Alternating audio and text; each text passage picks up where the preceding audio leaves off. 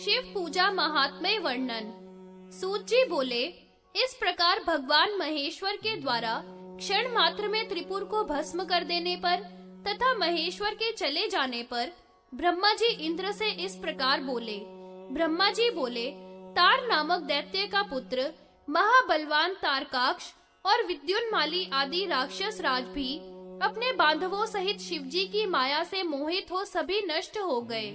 इसलिए सदा शिवलिंग में शिव की पूजा करनी चाहिए। जब तक देवताओं की पूजा है तथा यह संसार स्थित है, तब तक नित्य ही श्रद्धा के साथ शिव की पूजा करनी चाहिए। यह संपूर्ण लोक शिव में प्रतिष्ठित है और शिव लिंगमय है। इसलिए अपनी आत्मा की श्रद्धा के लिए इच्छा पूर्वक लिंग की पूजा करनी चाहिए।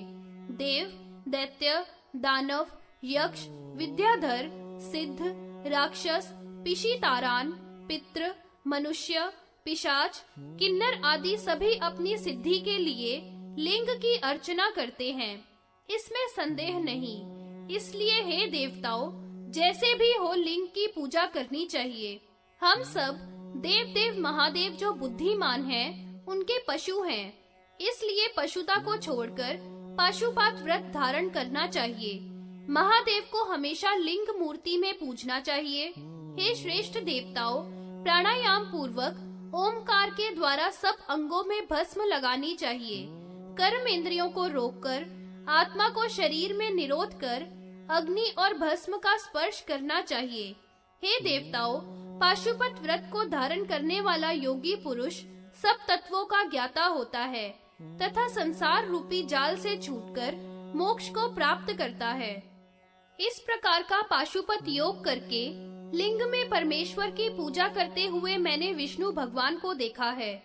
मैं भी महादेव की अर्चना करके यत्न पूर्वक सब काम करता हूँ। जो शिव जी की सेवा में रहता है और उनको याद करता है, वह संसार के दुख का भागी नहीं होता और तीनों लोकों का राज्य इच्छा अनुसार भोगता है। जो हमेशा लिंग में महेश्वर को पूजता है और जो हवन करता है, वह सब पापों को जलाता है। जो विरूपाक्ष शिव का भजन करता है, वह पापों से छूट जाता है। शैल, लिंग, मुझे तथा सब देवताओं को नमस्कार करके तीनों लोकों के स्वामी रुद्र की पूजा करनी चाहिए और उन त्रयंबक को वाणी के द्वारा संतुष्ट करना चाहिए। इस प्रकार ब्रह्मा जी की बात सुनकर इंद्र आदि सभी देवता सुरेश्वर की पूजा करके पाशुपत योग करके तथा अपने शरीर में भस्म धारण करके रहने लगे। नाना विधि शिव लिंगों का वर्णन।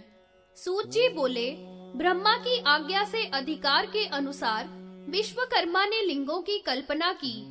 इंद्र नीलमय लिंग की सदा विष्णु ने पूजा की। पद्म राग मणिमय लिंग को सदा इंद्र ने पूजा। स्वर्णमय को विश्रवा के पुत्र ने पूजा। विश्व देवताओं ने रजतमय लिंग को पूजा।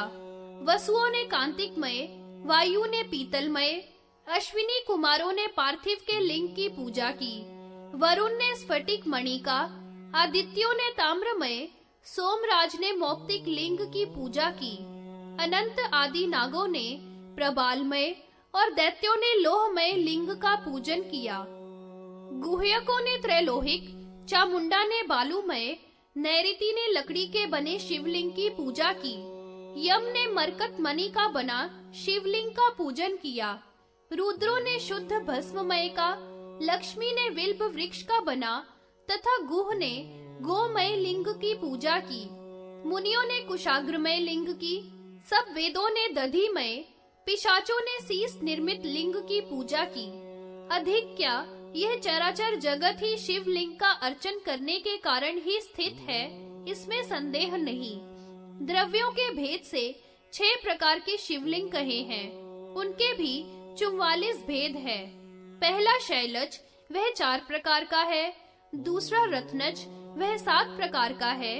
तीसरा धातुज, वह 8 प्रकार का है।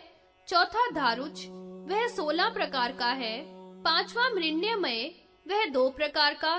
छठा क्षणिक, जो 7 प्रकार का है। रत्नज लिंग लक्ष्मी प्रद है। शैलज सर्व सिद्धि प्रद है। धातुज धन प्रद है। दारुज भोग सिद्धि देने वाला है। मिट्टी का सर्व सिद्धि दाता है। शैलज उत्तम कहा है, धातुज मध्यम है। वैसे लिंग भेद बहुत हैं, परंतु संक्षेप से यही है। शैलज, रत्नज, धातुज, दारुज, मृण्मय, क्षणिक आदि शिवलिंगों की भक्ति से स्थापना करनी चाहिए। इंद्र, ब्रह्मा, अग्नि, यम, वरुण, कुबेर, सिद्ध, विद्याधर, नाग, यक्ष, दानव, किन्नरों ने शिवलिंगों की स्तुति की है। भू, भुवः, स्वः, मह, जन, तप, सत्य, सत्य लोकों को आक्रमण कर शिव अपने तेज से भासित करते हैं। अतः विधि पूर्वक उमा स्कंद सहित कुंद और क्षीर के सदृश श्वेत लिंग की स्थापना करनी चाहिए। सब नरों के शरीर में दिव्य रूप से शिव विराजते हैं, इसमें संदेह नहीं करना चाहिए। उनके दर्शन से नर परम आनंद को प्राप्त करता है। उसका पुण्य सहस्त्र युगों भी नहीं कहा जा सकता है। सब ही मनुष्यों का शरीर शिव का दिव्य शरीर है। शुभ भावना से युक्त योगियों का शरीर तो शिव का साक्षात शरीर है। शिव अद्वैत वर्णन। ऋषि बोले, हे सूत जी, वह शिव निष्कल, निर्मल, शुद्ध, सकल व्याप्त हैं। जैसा कि सुना है सो वह भी हमारे लिए वर्णन कीजिए।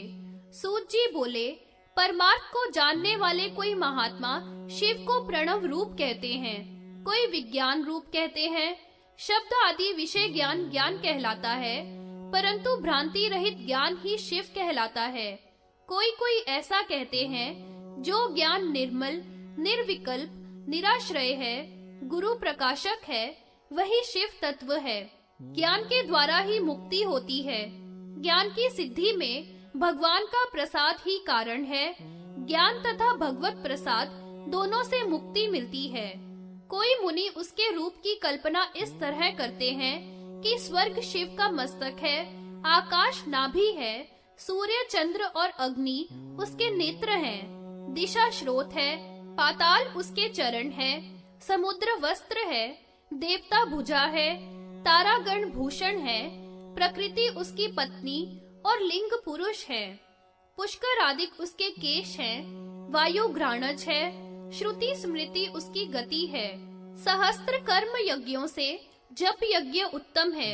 सहस्त्र जप यज्ञों से ध्यान यज्ञ उत्तम है। ध्यान यज्ञ से परे कोई साधन नहीं है, क्योंकि ध्यान ही ज्ञान का साधन है। जब समरस में स्थित योगी ध्यान यज्ञ में रत होता है, तब शिव उसके समीप में ही होते हैं। विज्ञानियों को शौच तथा प्रायश्चित का विधान नहीं है। ब्रह्म विद्या के जानने वाले विद्या से ही शुद्ध होते हैं। परमानंद स्वरूप विशुद्ध अक्षर शिव निष्कल सर्वगत योगी जनों के हृदय में स्थित रहता है। बाह्य और आभ्यंतर भेद से लिंग दो प्रकार के कहे हैं, स्थूल बाह्य और सूक्ष्म आभ्यंतर हैं। कर्म यज्ञ में रत स्थूल लिंग को पूजने में रत रहते हैं, पर आध्यात्मिक सूक्ष्म लिंग जिसको प्रत्यक्ष नहीं वह मूढ़ ही है। तत्वार्थ के विचार वाले कोई कहते हैं कि सकल ब्रह्मांड शिवमय है।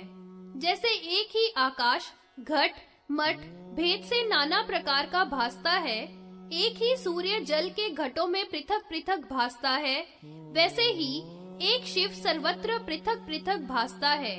कोई सर्वज्ञ शिव को हृदय में ही पूजते हैं, कोई शिवलिंग में, कोई अग्नि में ही पूजते हैं।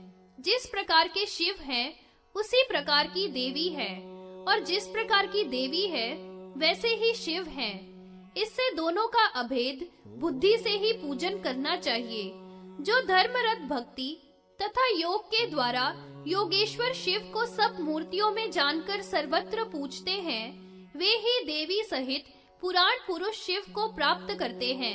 अन्य भेद बुद्धि वाले उन्हें नहीं पा सकते।